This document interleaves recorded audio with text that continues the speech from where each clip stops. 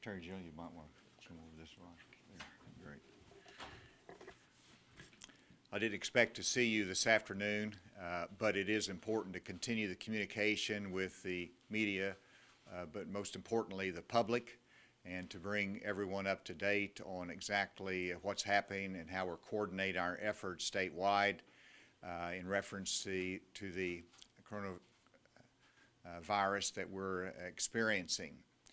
Whenever you look at our statewide effort, I'm grateful to be joined by the Attorney General.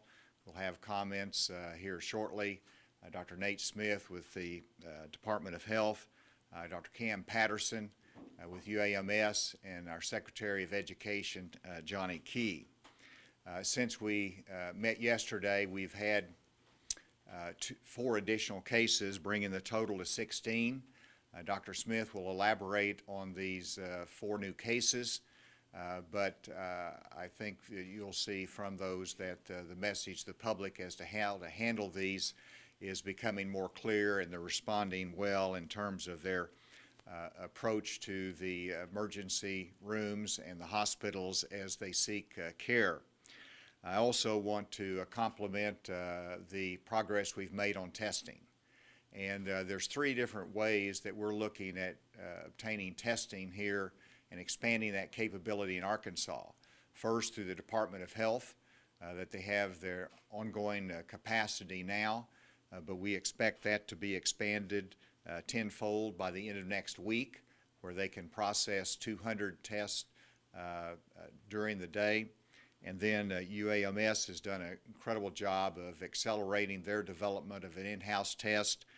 Dr. Patterson will comment on that, but both of those together will give us, hopefully by the end of next week, 440 capacity per day for tests across Arkansas. So you can see the level of increase through these multiple efforts. In addition, of course, right now we have the commercial testing labs that are working well. That takes about 2 days, but you'll see that 2 of the confirmations that we received just last night came from commercial labs. And so that information is coming into us, helps us to have more information, and there's hundreds, if not thousands, of commercial tests that are happening all across this state, and we expect those results to continue to come in. Many of those are negative results, which is good news, but we did have 4 positive results as well. I also want to mention to the public that we need to avoid panic buying. Grocery stores will continue to be open in the future. Grocery stores will not be closed, and while it is wise to have enough for a short period of time in the house, we don't need to have purchases that are going to last for a month or 2 months. Grocery stores will be open and they will be available. The supply chain continues to work in the United States of America. And we've seen illustrations of panic buying, urgent buying, and we don't need that. We need to be calm about that. We need to understand that the grocery stores and the food and essential supplies will be available in the normal course in the coming weeks and the coming months as well. With that, I invite Dr. Nate Smith to give a more complete report, followed by Dr.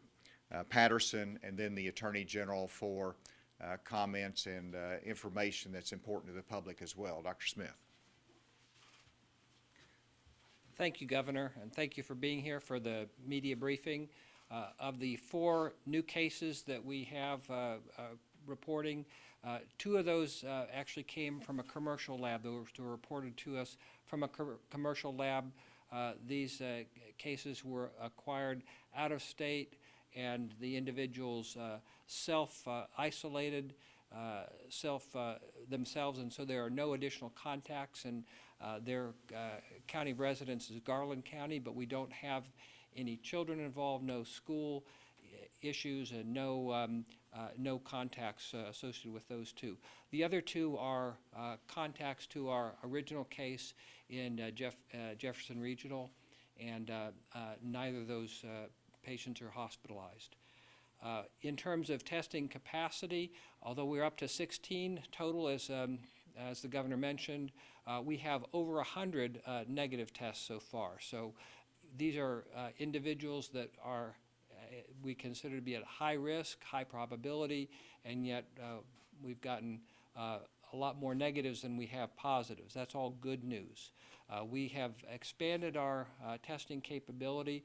We're up to almost 40 a day now, and by the end of this week, we expect to be over 100 a day at the Public Health Lab, in addition to the efforts that UAMS will be bringing online. So thank you.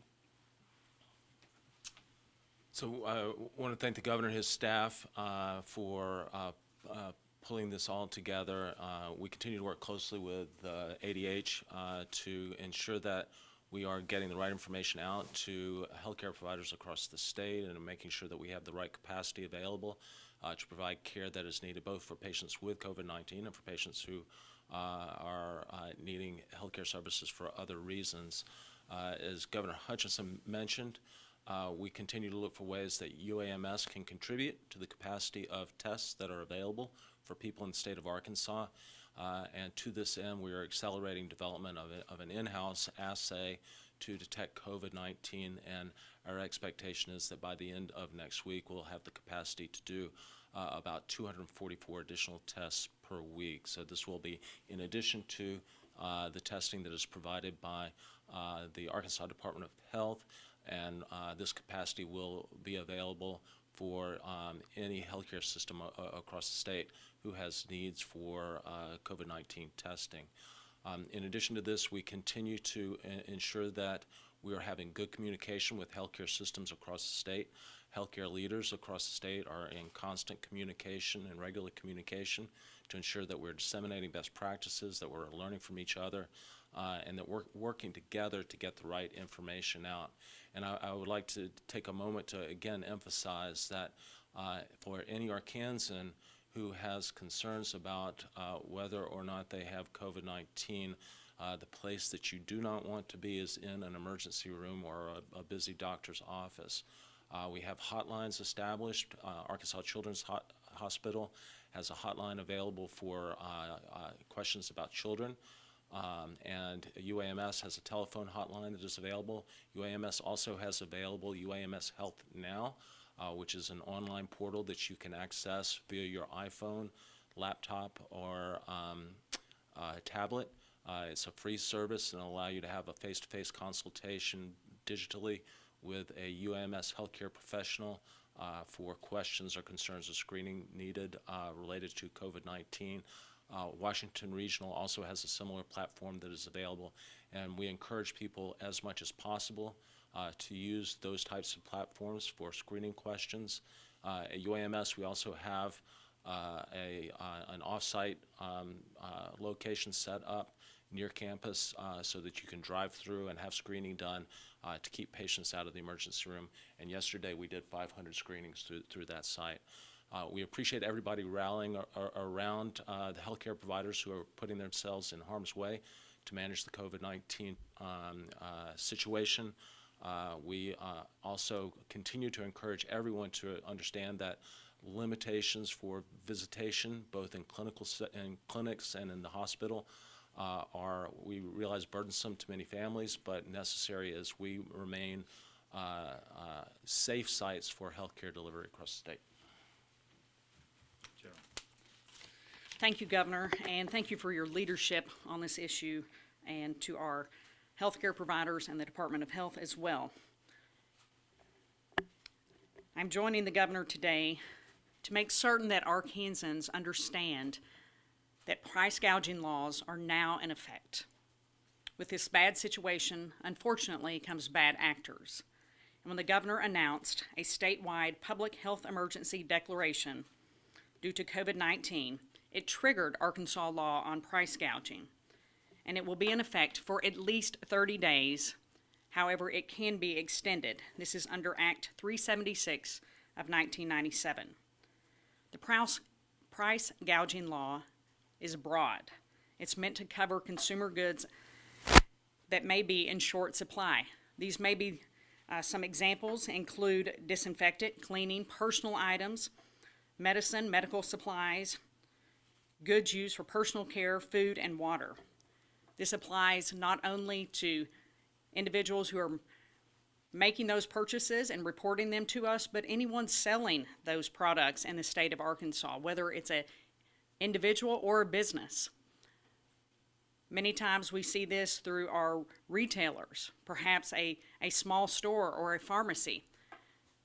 But it also applies to individuals on Facebook Marketplace or individuals using something such as Amazon or any other online platform. The price gouging law limits price increases to 10% above the price immediately before the emergency was declared.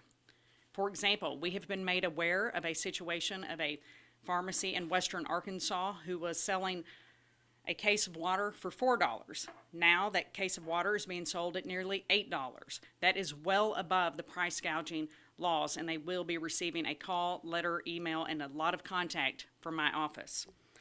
I spoke earlier with Dr. Patterson. Not only are individuals at risk of price gouging law, or individuals and companies price gouging them, but so are hospitals. Dr. Patterson shared with me that some of the products that UAMS has been purchasing, perhaps a face mask, which had normally been sold at 80 cents per unit, is now being sold at $22 per unit.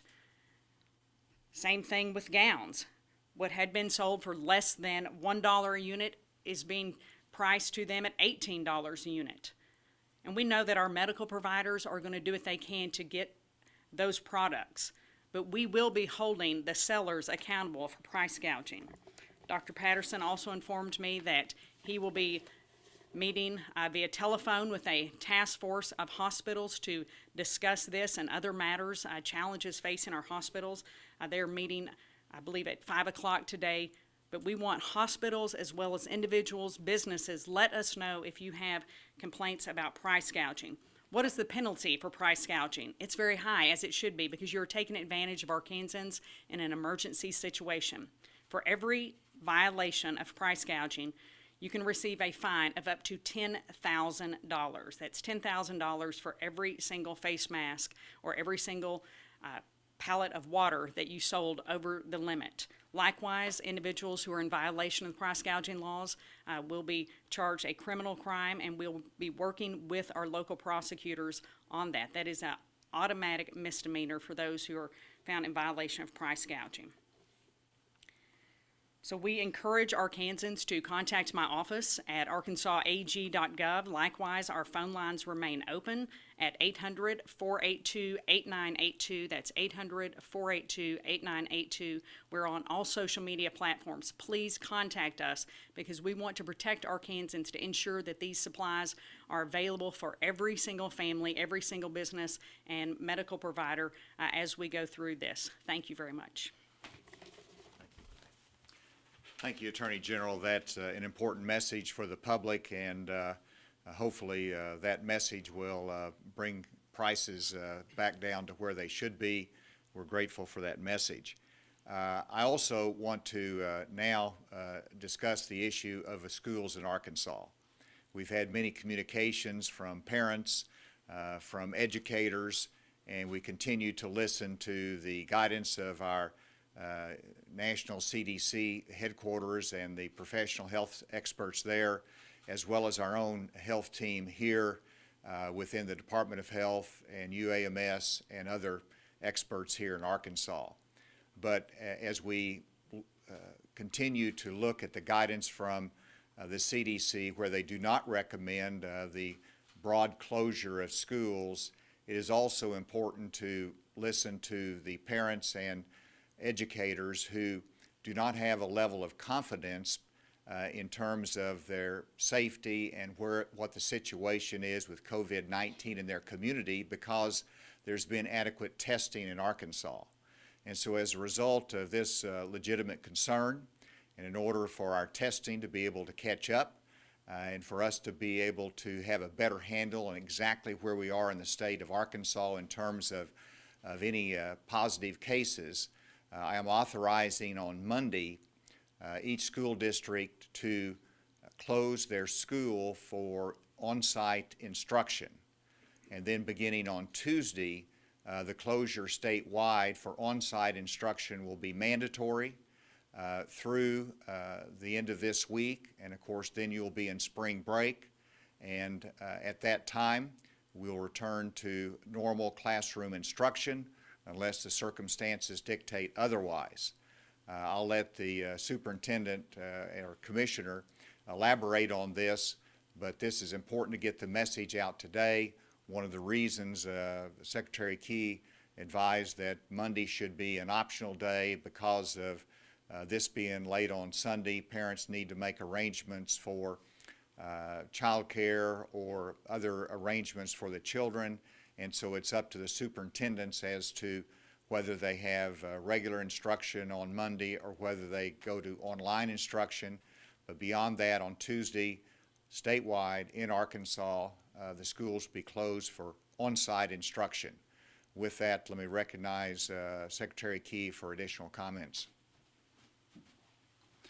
Thank you, Governor. Just to reiterate, with the issue of Monday versus Tuesday, there are districts who are prepared and could make that call, so the superintendents and the boards in those districts are authorized to do so. But we also know there are districts that need a day to not just allow their parents to make arrangements, but also for their staff to make arrangements to distribute AMI packets or to distribute the computers or electronic devices that their students will need to take home in order to do their alternative method of instruction work in that case. So also during this time, we will be working closely with the superintendents to make sure that they are going through a routine process of sanitizing, cleaning their buildings, and preparing those buildings for when school would resume after spring break. So we think this is prudent at this time to make this call. I appreciate the governor's leadership on this.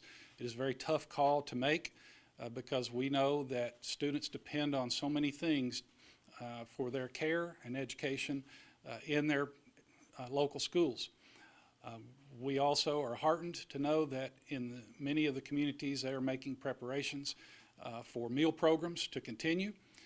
We will continue to work with our local districts to make sure that happens, and we are continuing to work with the USDA to make sure we have all the necessary waivers in place so that either the delivery or the grab-and-go models, whichever is appropriate for the school districts to use, will be in accordance with the USDA policies under that waiver. Thank you, Secretary Key. I'm glad to turn it over for any questions. Yes.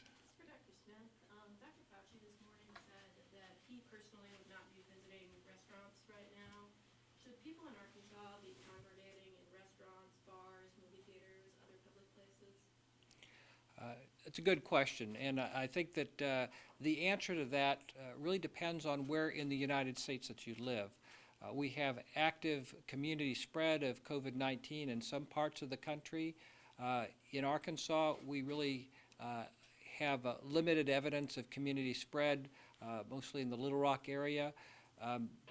We don't have as many cases, and we don't have as widespread an epidemic here in Arkansas at this time as some states, and so I think that people who have high level of vulnerability, Dr. Fauci is very energetic, but he is in his late 70s, and so he's taking some precautions based on his age. I think many of our older Arkansans or those with underlying medical conditions should consider how much they want to be out there in the public, especially those who are in central Arkansas. For others, it's a different equation. We can continue to go on with life, many aspects of life, just trying to avoid contact with sick individuals, making sure that we avoid things like shaking hands that we normally do, wash hands frequently, try and avoid touching your face, and coughing into your elbow rather than coughing into your hands. The things that we do to prevent the transmission of flu as well. But isn't there some emerging evidence of asymptomatic transmission playing a part in this outbreak? And also, how can we say that we don't have significant evidence of community spread when our testing abilities are so limited? Can we really even have an accurate epidemiological picture We don't have as clear a picture as we would like and as we will, but as I mentioned, we've done over 100 tests, all in individuals who had were we considered to be the highest risk, and we've only had 14 positive in our lab, plus the 2 from the commercial lab. So there may be cases, there certainly are cases, I'm sure, that we have not detected yet, but I don't have evidence of widespread transmission throughout Arkansas at this time. Now, what was the first part of your question?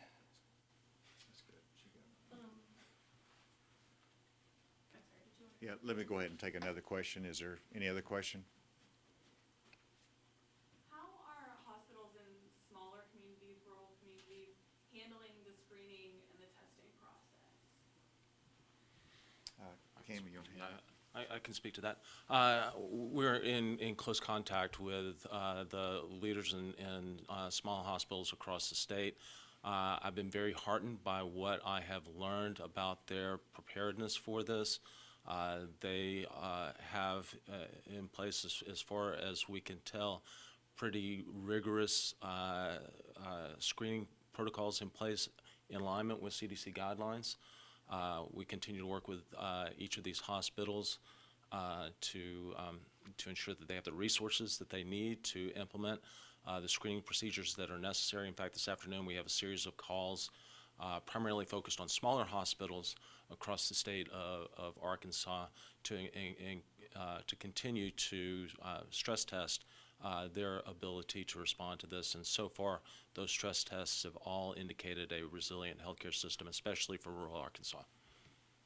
Governor, Yes. could you please reiterate your message to the public when it comes to travel to places within the United States, with spring break coming up, and Washington State being one of the epicenter of this outbreak, and also your plans for travel outside the state? Do you plan to cancel those plans as well? I do not have any plans to go out of state in the near future, but any trip that is planned, they need to ask some fundamental questions.